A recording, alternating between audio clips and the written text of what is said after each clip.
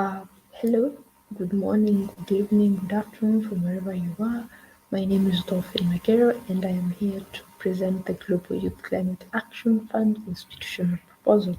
So, without any further ado, first of all, I'd like to apologize for um, the delay in the live streaming of this particular session. We had a bit of technical issues with the scheduling process, and but now we apologize, but we're on track to basically present what this proposal is all about and what it seeks, how it seeks to transform youth engagement on climate change agenda. So I will, of course, begin my presentation uh, in a short while so that we may be able to uh, basically get on with the schedule as planned. Of course, again, we apologize for not being able to uh, present this particular agenda at the scheduled time. We apologize for that.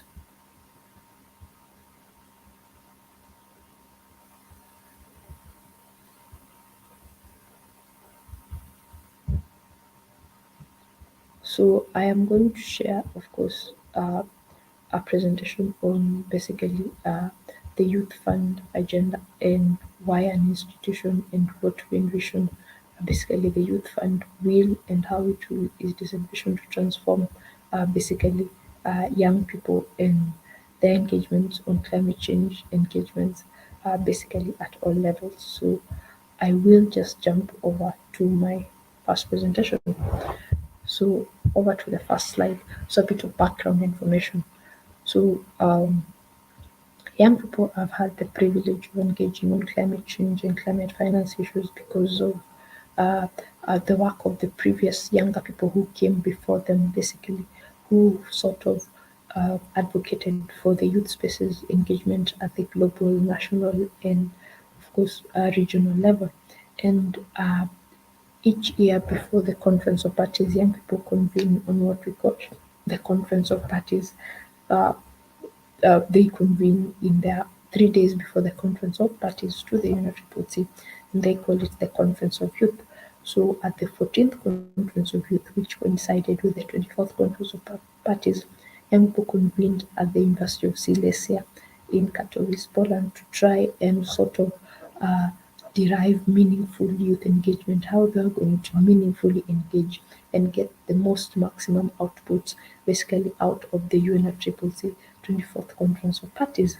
And for the first time, young people came closest to developing a policy. They developed a global youth policy position paper that was presented to the co-presidency at the end of the 14th Conference of Youth. So the Conference of Youth normally takes place 3 days, of course, to the beginning of the Conference of Parties, basically. So at the Conference of Youth, basically, within the global policy position paper, they captured issues such as adaptation, mitigation, Talanoa dialogue. It was lightly suggested, of course, within the Talanoa dialogue session that there is need to sort of link youth engagement and climate finance, basically, to support towards the 2023 Global Stocktake and the 2028 Global Stocktake. So this was captured basically within the Talanoa global discussion. As we all know, Talanoa was a Fijian word meaning where we are, where we want to go, and how we want to go there. So this is basically uh, a sort of a brush, basically. In June of 2020, a coalition of youth organizations began an initiative to capacity build young people on climate finance and carbon issues. This was because COVID pandemic had hit and momentum for climate change had gone down. So it was in a bid to sort of keep momentum on climate change and climate finance issues. So the webinar series basically seek to capacity build young people and engage them on climate change and carbon issues. So this was also critical because that COP, that was going for the 26th Conference of Parties, basically was going to be the conference of parties where we were going to look at whether the countries had met the $100 billion commitment as described in the Paris Agreement of 2015. So basically, this capacity building session basically gave birth to the Global Youth Climate Action Fund initiative, which sought to mobilize finance for young people up to 2030. So at that time, it was done by BLI Global and Drop Access. At the 26th Conference of Parties in November, December, the idea of an independent fund institution was birthed basically at the 26th Conference of Parties, and that is what we are seeking to sort of unpack today. So the concept, I want us to first of all start by understanding the concept of youth and climate finance. We're calling it the economics of youth climate finance. So it is a bit of theoretical and not yet proven basically uh, in any institution or any organization. So the mathematical expression. So this is based on the sustainable development definition. Sustainable development is development that seeks to meet the needs of the current generation without compromising the ability of the future generation to meet their needs. So basically, if it were a fraction, then the current generation would be the numerator, the younger generation would be the denominator. So in a graph of y is equals to mx plus c, where y represents the younger generation, x would represent the older generation, and the value of y would always be bigger than the value of x because the older generation, the population of the older generation is always going to be less than the population of the younger generation. So in a graph of y is equals to mx plus c, then the value of m would represent the needs of the current generation often captured in terms of the NDCs, the 2030 agenda, then the C would represent the climate and environmental finance. So when you look at this whole particular Pandora, when you look at the stakeholders in climate change, it is only with the youth demographic that this graph is possible because youth is a cross-cutting group because within the youth we have the civil society, we have the private sector in youth, we have the government agencies who have young people basically across every sort of cohort basically that exists. Indigenous communities, people with disabilities, we have youth in every group, every cohort. So youth is not entirely CSO, but is a cross-cutting a cohort of young people. So when you try to express, basically, try to rationalize, basically, in four different case scenarios. So case scenario one, when the value of y is equals to 0. When the value of y is equals to 0, mathematically, it means that mx is equals to negative c. Basically, this mathematically speaking would be that the older generation should continue with their plans and development agenda and they should not consider the impact that it has on the environment.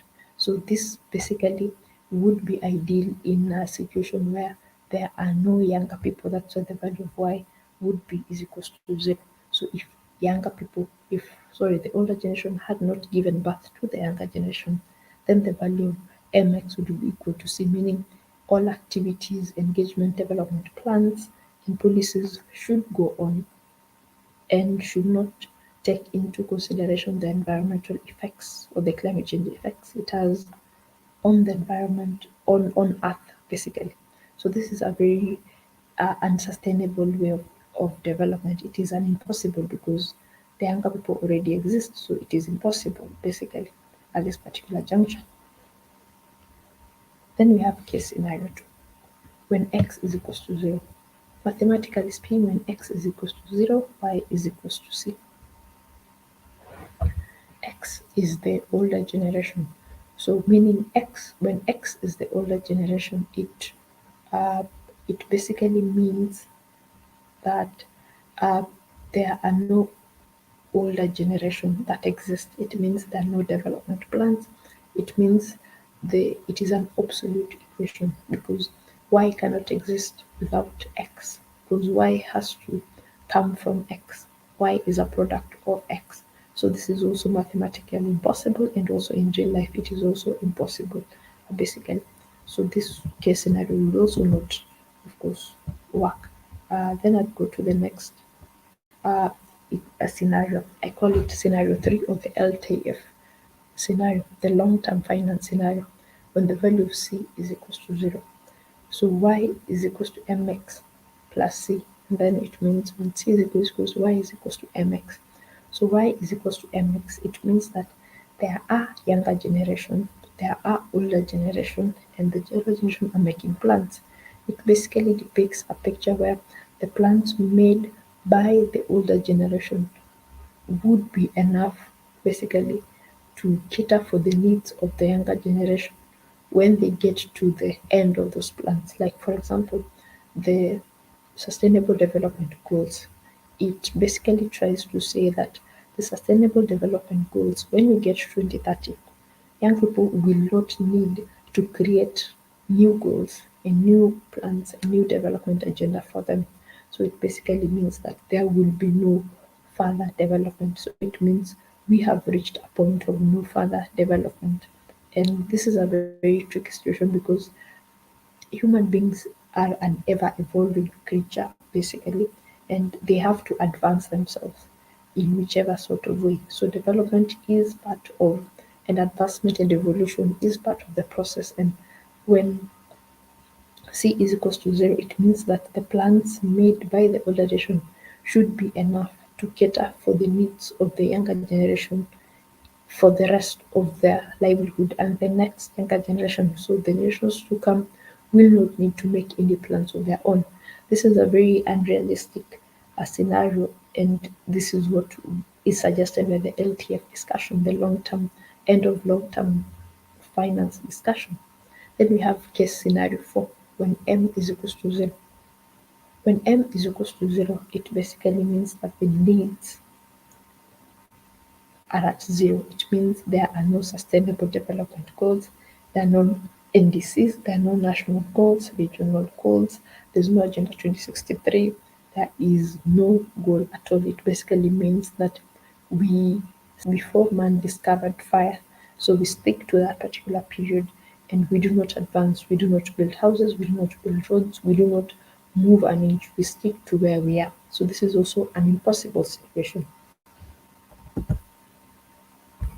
So finding the true value of M. So what is M? So M is sort of the development needs, what drives us to sort of advance, to create plans basically. M represents the needs, our needs and wants basically.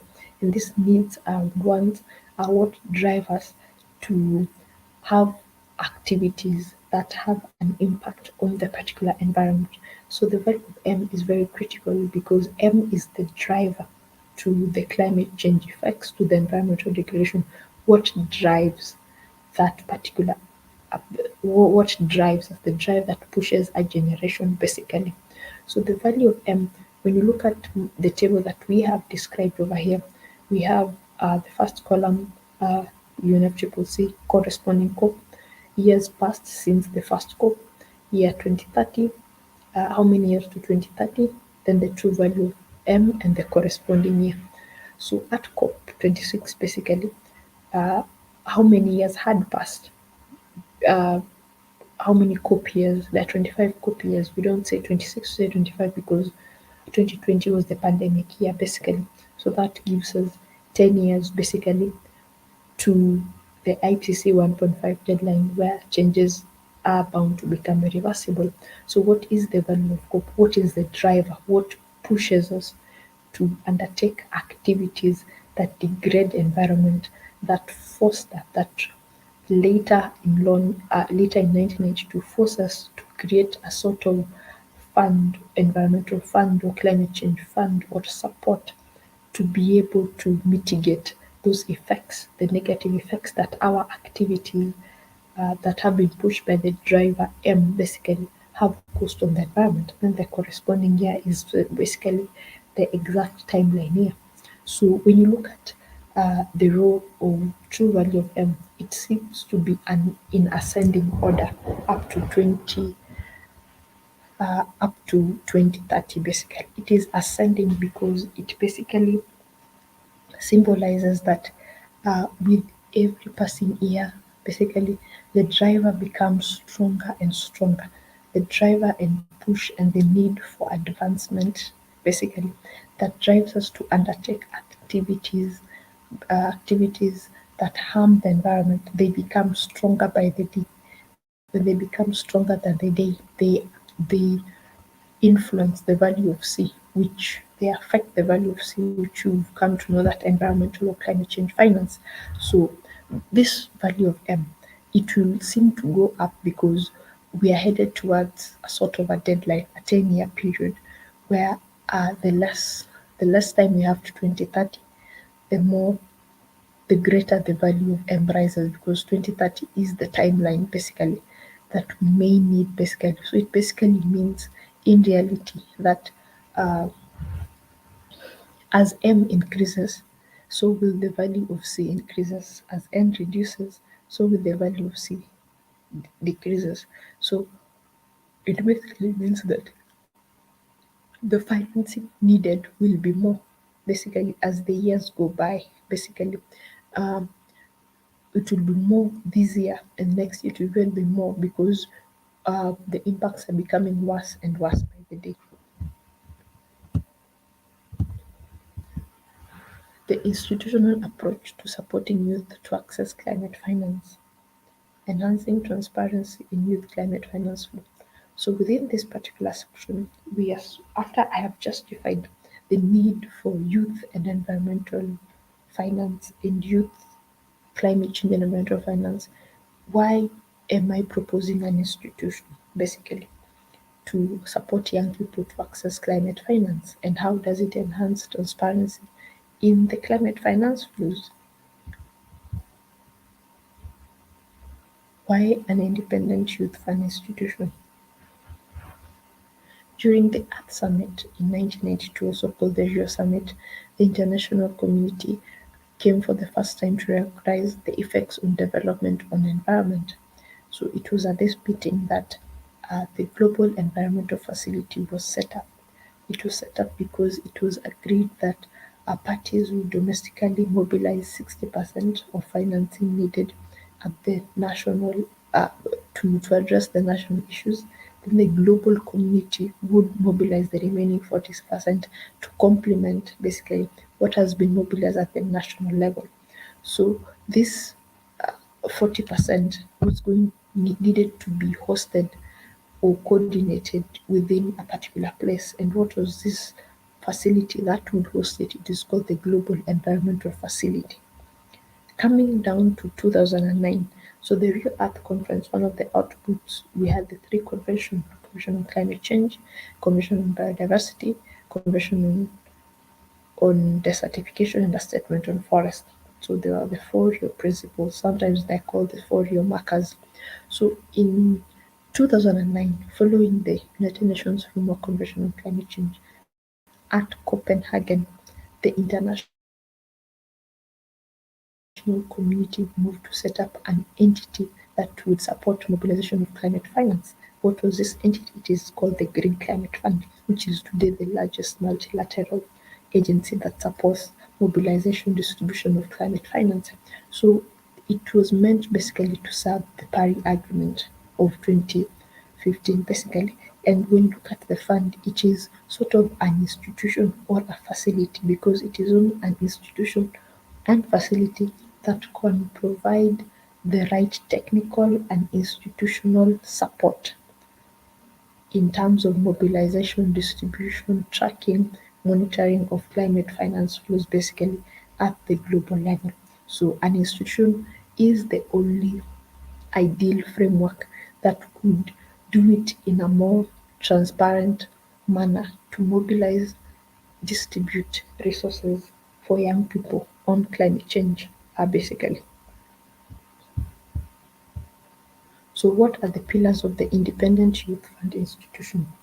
So the Youth Fund Institution, we have six key pillars: the donor group, the accredited entities, the advisory group, the implementing entities, the GYCAF institutional oval, and the executing entities. So who are the donor group? So the donor group is anyone, agencies, individuals, organization, groupings that are willing to give financial support towards supporting young people, people who are willing to put money into this particular kitty or this particular fund. And who are the accredited entities? Entities that ensure that the money being distributed. The projects being funded initiatives and proposals align towards youth and intergenerational aspect, the green growth aspect, and the grassroots agenda, basically. Who is the advisory committee? The advisory committee are those people who have had experience and have a sort of an observer eye on international relations and international engagements, and also on how young people could best sort of implement certain projects. So they would be instrumental in giving that sort of support in those in that particular capacity. So they are called the advisory committee group. So the ACG advisory committee group would advise, of course, the institution basically on the approved projects by the Youth Fund Board. Who are the implementing entities? Implementing entities are young people, individuals, youth NGOs, CSOs, youth groups seeking to access climate finance to implement their adaptation and mitigation initiatives, projects, proposals, and programs. The GYCAF institutional oval. What is this oval? When you think about an oval, I would like you to think about an egg, a boiled egg.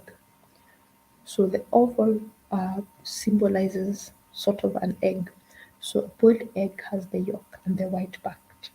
So the yolk would symbolize the board who approves which fund goes where. There are representatives of young people from every region, from all the continents. Then, of course, the white part would symbolize the secretariat, which sort of covers or facilitates or supports engagement, basically. So the oval has two parts, the secretariat and the board. And finally, we have the executing entities. Who are the executing entities? Once a particular project has been approved for funding and, of course, for implementation, of course, we would need organizations with experience in implementing such kind of projects on the ground uh, to support the implementing entities, the youth, basically organizations, CSOs, to be able to implement those initiatives on the ground. So these are executing entities, are supporting bodies that support implementation of projects, supporting people to implement these projects on the ground, basically. So all this comprise the six pillars of the independent youth fund institution. What are the six pillars? The donor group, advisory committee group, the institutional oval, accredited entities, implementing entities, and executing entities. Those are the six key pillars. When you talk about linking Global Youth Fund to the international youth climate movement, I'd like to say this for an audience that we have been in consultation with, but we're yet to talk to them about this particular agenda. So I'd beg to skip this slide in their interest and also in the interest that uh, we are still in negotiation on how they would want to engage within this particular agenda. So of course, how does the institution oval look like? So this is the structure of the oval. So the oval has the board over here, the youth fund board, basically.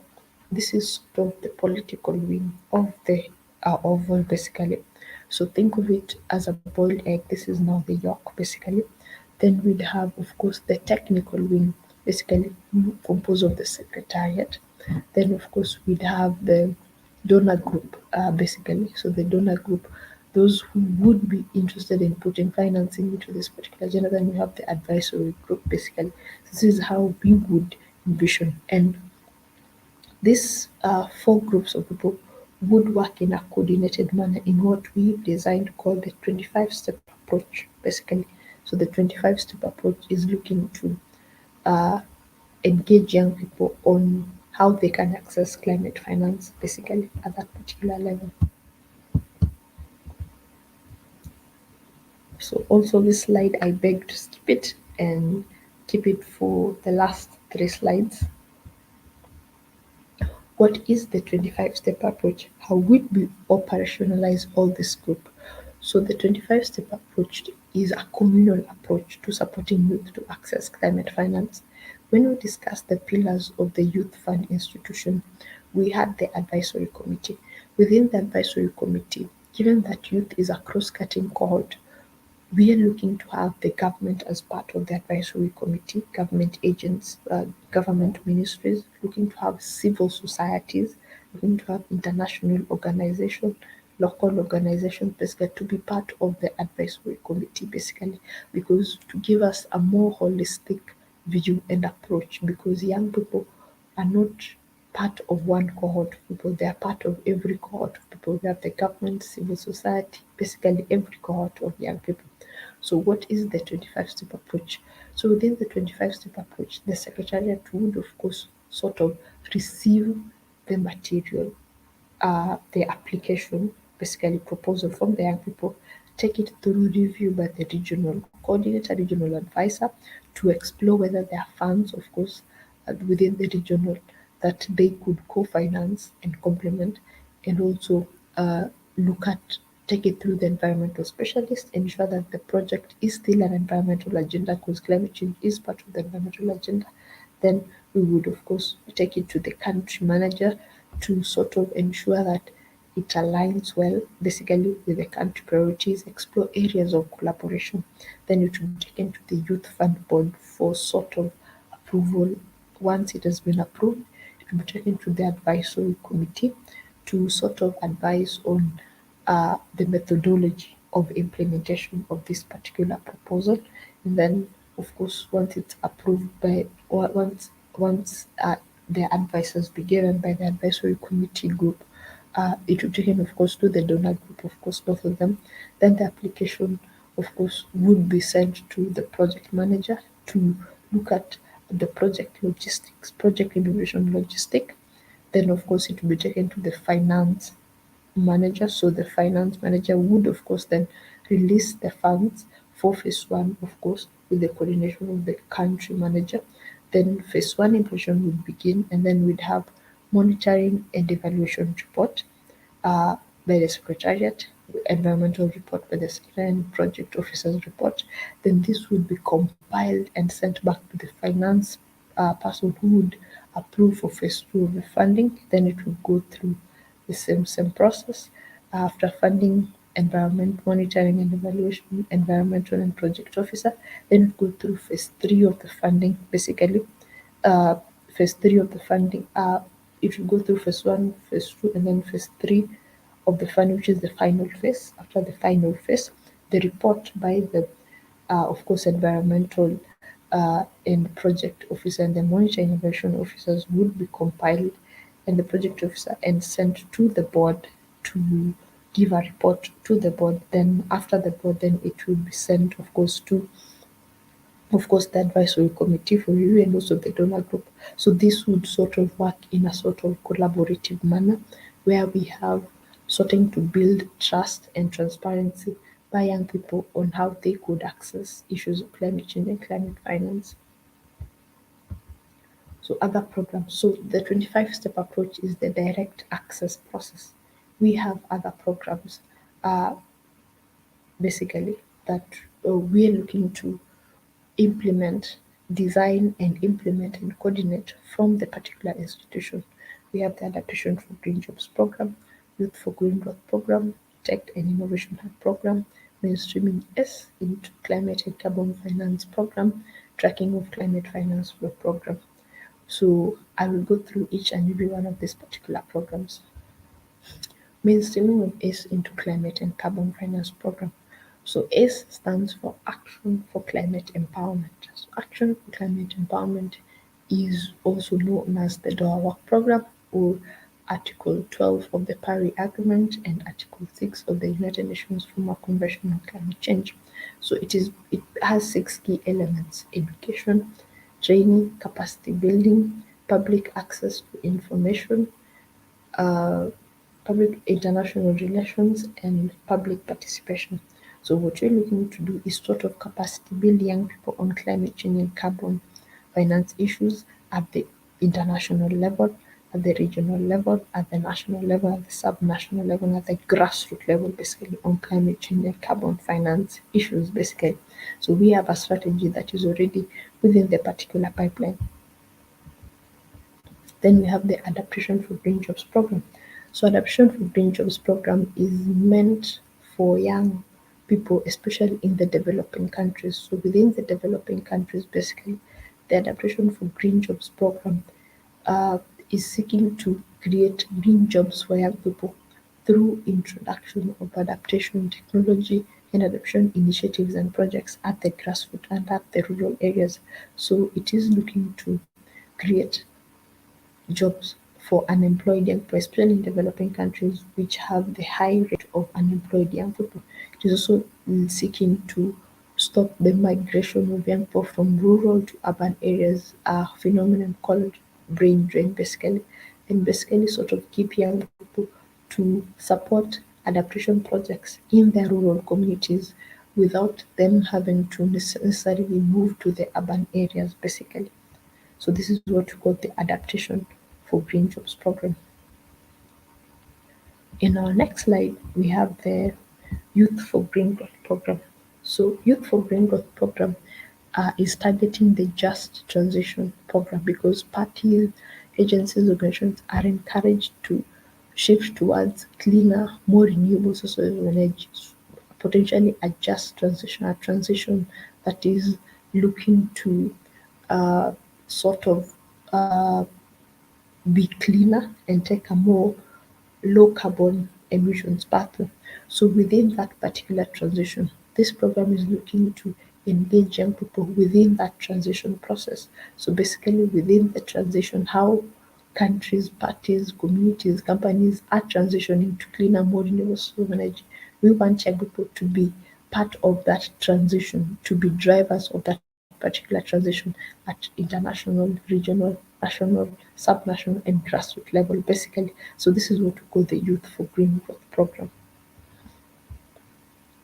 Then we have the Tech and Innovation Hub.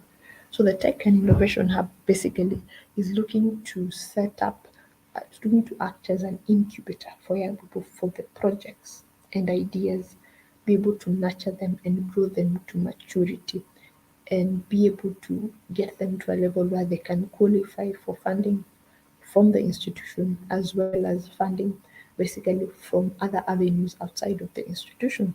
So looking to support research by young people. So it's looking to fund research by young people to be able to undertake research on climate change, initiatives, activities, projects and proposals at the local level for the benefit of course, the local community. So this research would be supported by the institution to sort of uh, bring up young researchers, basically finance them and train them to bring up young researchers.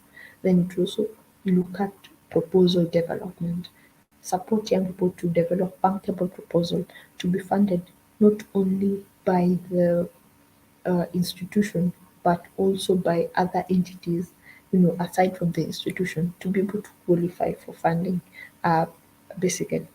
Then last but not least, we have the tracking of youth climate finance flows. So the tracking of climate finance flows basically is very timely because uh, currently the lack of a global definition on climate finance, which the institution is looking to define as support given to the younger generation by the older generation to mitigate and adapt to the impacts of climate change, as highlighted by the IPCC reports, basically. So once we have defined that, then we believe that moving forward, we will not have the existing challenges within the climate finance and climate change discussions, such as double counting, basically, where sometimes development aid is counted as climate finance, or we cannot really say what is climate finance and what is not. People have different interpretation of what is climate finance, basically.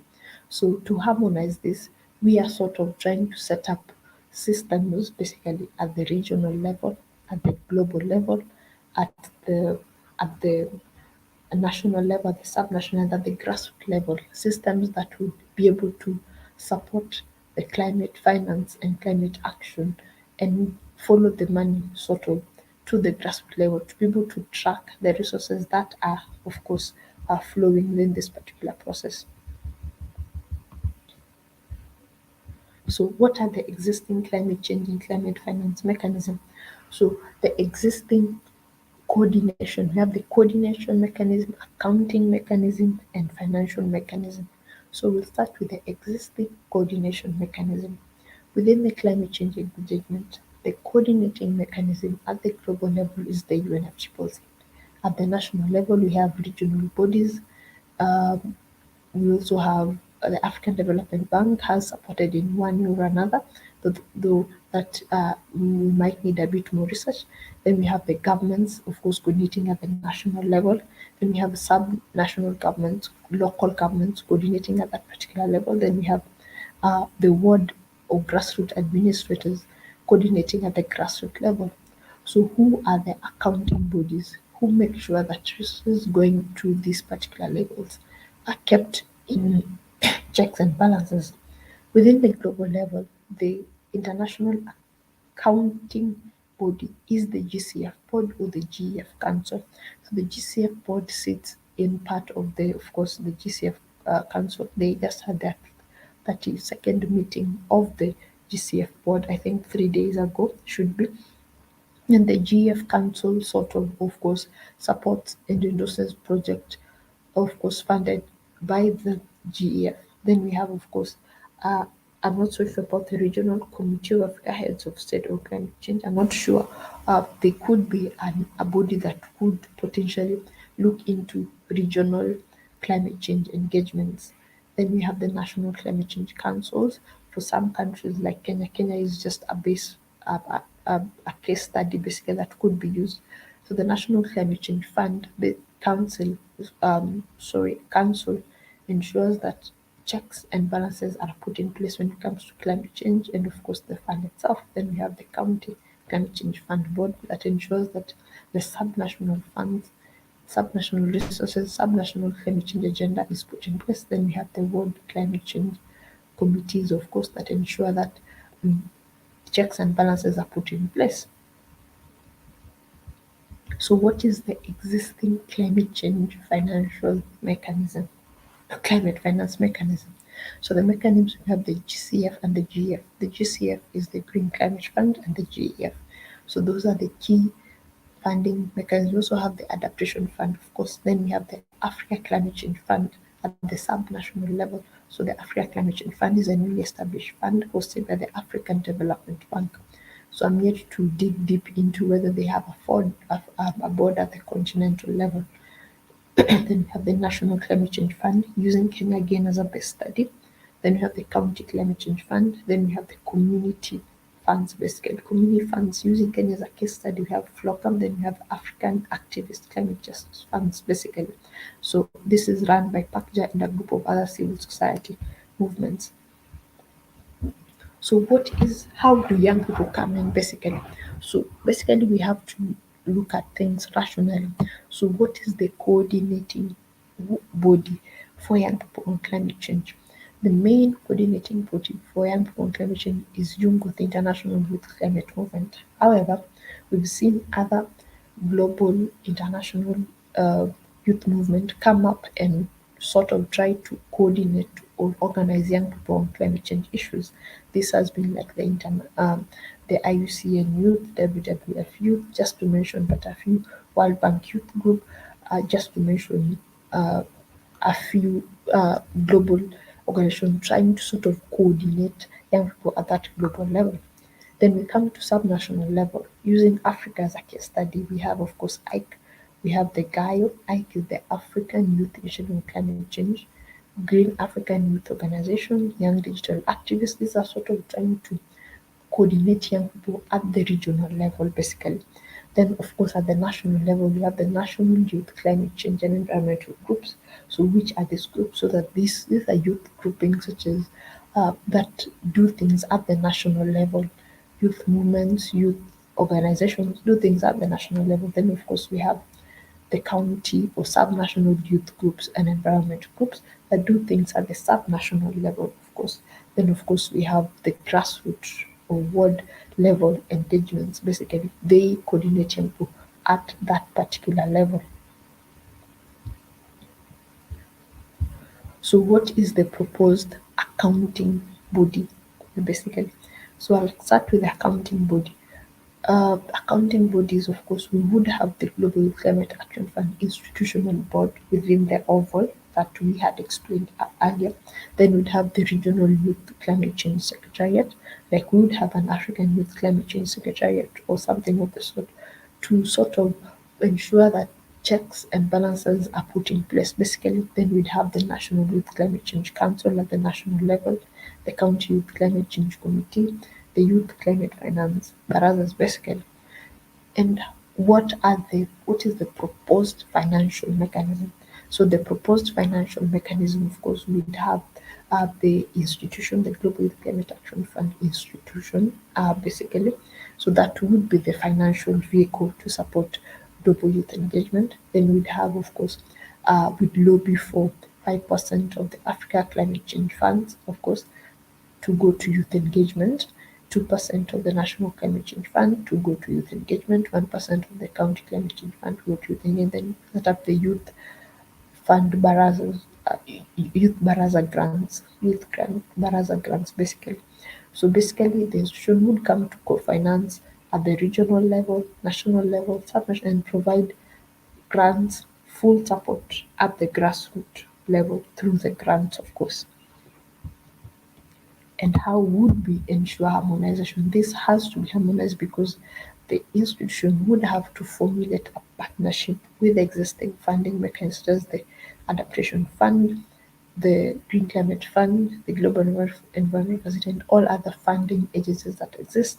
They'd also have to form a partnership with with the regional climate change funds, the national climate change funds, subnational climate change funds, and even the grassroots uh, funders, basically, so that we sort of harmonize and work in a sort of a collaborative, coordinated approach that fosters intergenerational partnership. Ladies and gentlemen, thank you for taking time to listen. We welcome your views, your questions, your comments, basically on this particular agenda. And we would, of course, look forward to hearing a lot from you. So this is the first session, and we welcome questions. Send us email on the chat box, and we'll be able to respond. Thank you. Goodbye. Good morning, and have a good rest of the day. So thank you.